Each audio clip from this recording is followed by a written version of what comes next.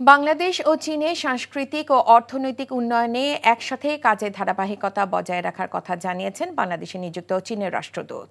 বিকেলে রাজধানী মগবাজারে জামায়াতের কেন্দ্রীয় কার্যালয়ে এক বৈঠক শেষে সাংবাদিকদের একথা বলেন রাষ্ট্রদূত। আর রোহিঙ্গা প্রত্যাবাসনে চীন বড় ভূমিকা রাখবে বলে আশাবাদ জানান জামায়াত আমির। একই সাথে এদেশে আরও বেশি বিনিয়োগের আহ্বান জানিয়েছেন ডাক্তার শফিকুর রহমান। এ সময় বাংলাদেশে অন্তর্বর্তী সরকারের সময়সীমা সংক্রান্ত সাংবাদিকদের এক প্রশ্নের জবাবে চীনা রাষ্ট্রদূত কোনো মন্তব্য করেননি। আসসালামু আলাইকুম ওয়া রাহমাতুল্লাহ।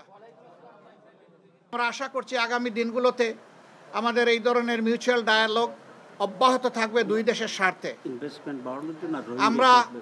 আমরা অনুরোধ করেছি তারা যেন বাংলাদেশে তাদের ইনভেস্টমেন্টকে আরও বেশি ইনক্রিজ করেন। আমরা আশা করছি যে তারা এটা সক্রিয় বিবেচনায় নেবেন। রোহিঙ্গা ইস্যুতে আমরা অনুরোধ করেছি যে তাদের পুনর্বাসনের রিপ্যাট্রিয়েশনের জন্য তারা ইফেক্টিভ